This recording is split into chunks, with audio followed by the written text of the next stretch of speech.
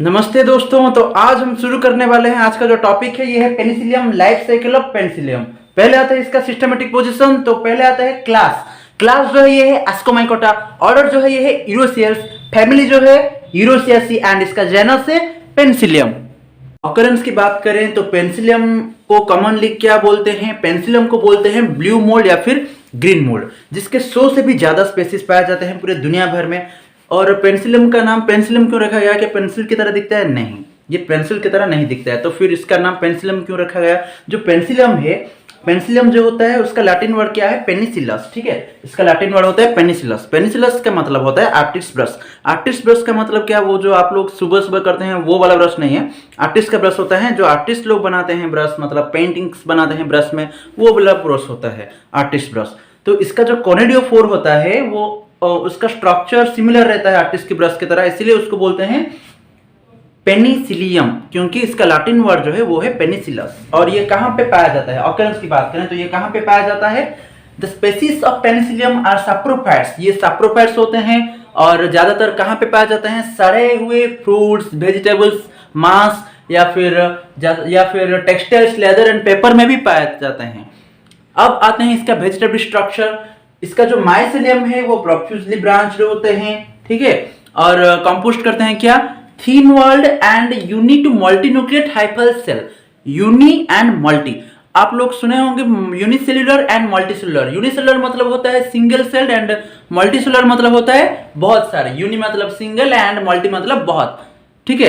तो वैसे ही uninucleate and मल्टीन्यूक्लिएट मतलब सिंगल एंड बहुत सारे न्यूक्लिएट, ठीक है। इसका रिजर्व फूड मटेरियल जो होते हैं उसको बोला जाता है ऑयल ग्लोब्यूल्स। इसका रिजर्व फूड मटेरियल होते हैं ऑयल ग्लोब्यूल्स, ठीक है।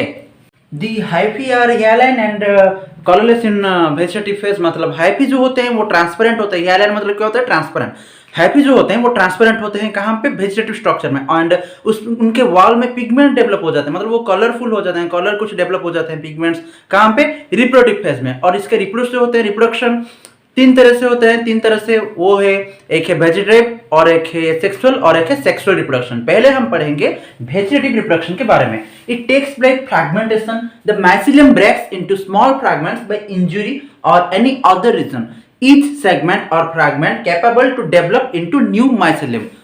हाँ, अगर हम माइसेलियम के वेजिटेटिव रिप्रोडक्शन के बारे में बात करें तो ये होते हैं फ्रैगमेंटेशन प्रोसेस में। इसमें क्या होता है? माइसेलियम का जो बॉडी है वो कुछ छोटे छोटे छोटे पीसेस में बढ़ जाता है, ठीक है, छोटे छोटे पीसेस में बढ़ जाता है। क्यों? कुछ इंजरी की वजह से हो या फिर कोई भी रीजन है, वो उनका बॉडी जो है वो छोटे छोटे हिस्से में बंटा हुआ जाता है। और ईच सेगमेंट मतलब ईच पीस जो है वो क्या होता है? उनमें एक न्यू माइसेलियम ग्रो होने की कैपेबल होते हैं, ठीक है। अगर सिंपल सी बात बताएं, फ्रैगमेंटेशन प्रोसेस में क्या होता है? उनका बॉडी जो है वो छोटे छोटे पीस में हो जाता है और छोटे छोटे पीस हो जाने के बाद ईच पीस मतलब ईच सेगमेंट क्या होता है? एक न्यू माइसेलियम की तरह ग्रो हो जाते हैं। तो अब हम पढ़ने वाले हैं एसेक्सुअल रिप्रोडक्शन बारे में। तो एसेक्सुअल रिप्रोडक्शन बारे में पढ़ने से पहले मैं आपको बताना चाहता हूं कि यहाँ पे जिन जिन वर्ड्स को हाईलाइट किया गया है आपको ये सब याद रखना पड़ेगा, क्योंकि हर एक वर्ड हर एक सेंटेंस से इंटर रिलेटेड होते हैं। तो अब मैं बताने वाला हूं एसेक्सुअल रिप्रोडक्शन। तो एसेक्सुअल रिप्रोडक्शन कब फॉर्म होता है? जबकि कोनिडिया फॉर्म हो जाता है। और कोनिडिया क्या होता है? ये नॉन मोटाइल स्पोर्स होते हैं, ठीक है, जो कि लॉन्ग चेन में फॉर्म होते हैं स्पेशलाइज्ड ब्रांचेस में। Asexual reproduction takes place by the formation of non-motile spores known as conidia, and the conidia are formed in long basipetal chains on specialized branches called conidiophores। ये दो line तो आपको बहुत अच्छी तरह से याद रह गया होगा। अब आते हैं conidiophores arises as an erect branch from any cell of the mycelium। conidiophore जो है वो माइसेलियम के कोई भी सेल से सीधे ब्रांच में ग्रोथ होता है और अल्टीमेट ब्रांचेस को बोलते हैं मेटुलाई। अल्टीमेट मतलब आर पार, अल्टीपल्टी ब्रांचेस, अल्टीपल्टी ऐसे याद रखते हैं, मतलब एक यहाँ पे ब्रांच होगा तो और एक यहाँ पे, तो एक यहाँ पे, तो एक यहाँ पे, ठीक है। तो ऐसे ब्रांचेस को क्या बोलते हैं? अल्टीमेट ब्रांचेस, और उसे बोलते हैं मेट्यूलाई, ठीक है, metulae. The cluster of, cluster मतलब बहुत सारे, गैदरिंग, ठीक है। The cluster of flask shaped sterigmata develops at the tip of conidiophores. Flask shaped, flask मतलब आप नाम तो सुना होगा, थर्मोफ्लास्क जिस यहाँ पे तो थर्मोप्लास्ट नहीं है, यहाँ पे सिर्फ फ्लास्क है, मतलब पानी पीने का जो पात्र है उसे बोलते हैं flask. The cluster of flask shaped sterigmata, flask shaped sterigmata, बहुत सारे फ्लास्क शेप्ड स्टेरिगमाटा डेवलप हो जाता है कोनिडिया के टिप वाले हिस्से में, टिप ऊपर वाले हिस्से में, कोनिडिया के ऊपर वाले हिस्से में डेवलप हो जाता है बहुत सारे फ्लास्क शेप्ड स्टेरिगमाटा। और कुछ स्पेसीज में, in some species of penicillium the maculae are also formed on the small branches of conidiophores known as rami। ठीक है, पेनिसिलियम के कुछ स्पेसीज में मैक्यूलाए जो है वो कोनिडियोफोर में कुछ स्मॉल ब्रांचेस में भी फॉर्म हो जाता है, उससे बोलते हैं रैमी। ठीक है, हमने पहले यहां पे पढ़ा है कि conidiophore arises as an erect branches from any cell of the mycelium. Mycelium के कोई भी ब्रांच में, कोई भी सीधे ब्रांच से कोनिडियोफॉर्म फॉर्म हो जाता है और अल्टीमेट ब्रांचेस को बोलते हैं मेट्यूलाए। और cluster of flask shaped sterigmata develop होते हैं कोनिडियोफोर्स के टीप में। और कुछ स्पेसीज में, पेनिसिलियम के कुछ स्पेसीज में मेट्यूलाए जो है वो छोटे छोटे ब्रांच में भी फॉर्म हो जाते हैं कोनिडियोफोर के, उससे बोलते हैं ramie. Many conidiophores aggregate to form a compound club-shaped fructification called coremium. The conidia formed on the coremium are known as coroniospores। ठीक है, तो कोरेमियम के ऊपर जो कोनिडिया फॉर्म होते हैं उससे बोलते हैं कोरोनियोस्पोर्स। सेक्सुअल रिप्रोडक्शन में हम सब कोनिडिया के बारे में पढ़ चुके हैं, तो अब हम पढ़ेंगे कि कोनिडिया का डेवलप कैसे होता है। Development of conidia. The tip of the sterigmata swells a little at the same time nucleus divide into two daughter nuclei out of which one migrate into swollen tips become separated by the formation of septum। In this way a uninucleate conidium is formed। मतलब ये वाला हिस्सा जो है बहुत ही important है, आपको समझना होगा कि स्टेरिगमाटा का जो टिप है वो फूल जाता है, मतलब वो बड़ा हो जाता है। ठीक है, स्वेल्स अप मतलब बड़ा हो जाता है। ठीक उसी समय न्यूक्लियस जो है वो डिवाइड हो जाता है टू डॉटर न्यूक्लियर में। एक न्यूक्लियर डिवाइड होकर क्या फॉर्म होता है, टू डॉटर न्यूक्लियर। उन दोनों में से एक चला जाता है, एक माइग्रेट हो जाता है, मतलब एक चला जाता है सोलन टिप्स को। ठीक है, एक चला जाता है सोलन टिप्स को, वो स्टेरिगमाटा का जो सोलन टिप है, ठीक है, एक चला जाता है सोलन टिप को, जो कि बाद में सेपरेट हो जाता है सेप्टम की फॉर्मेशन से। ठीक है, और इसी तरह से यूनिन्यूक्लिएट कोनिडियम फॉर्म होते हैं, और ये वाला प्रोसेस रिपीट होता है। आगे देखना है हमें। The tip of the sterigmata below the first formed conidia elongates nucleus and divides. Sterigmata का जो टिप है, the tip of the sterigmata का जो टिप है उससे नीचे द फर्स्ट फॉर्म्ड कोनिडियम, उसके नीचे जो कोनिडियम फॉर्म हो जाता है, मतलब ये वाला प्रोसेस में जो फर्स्ट कोनिडियम फॉर्म हो जाता है वो बड़ा होता है और उसमें न्यूक्लियस फिर से डिवाइड होता है और फिर से वही प्रोसेस, मतलब ये वाला प्रोसेस फिर से रिपीट होता है दूसरे कोनिडियम फॉर्मेशन तक। और ये वाला जो प्रोसेस है ये रिपीट, मतलब ये कंटिन्यू होता है। ये वाला प्रोसेस, ये जो मैंने आपको समझा, ये वाला प्रोसेस ये रिपीट होके एक चेन फॉर्म कर जाता है कोनिडिया का। ठीक है, thus the conidia are arranged in basipetal succession. यहाँ पे बेसिपेटल सक्सेशन, बेसिपेटल का मतलब क्या होता है, बेसिपेटल मतलब and opens from the apex towards the base in sequence. ठीक है, तो गाइस डेवलपमेंट हो जाने के बाद अब हम देखेंगे कोनिडिया का जर्मिनेशन के बारे में। तो जर्मिनेशन एसेक्सुअल रिप्रोडक्शन में कोनिडिया का कैसे होता है, तो पहले हम बताएंगे तो कोनिडियम जो होता है वो ग्लोब्यूल स्ट्रक्चर होता है कोनिडियम। उससे ऊपर जो देख सकते हैं आप कोनिडिया जो होते हैं वो येलो कलर या फिर ब्लू कलर या फिर हेयरलाइन होते हैं। हेयरलाइन क्या बताया हमने, हेयरलाइन का मतलब क्या होता है, हेयरलाइन का मतलब होता है कलरलेस।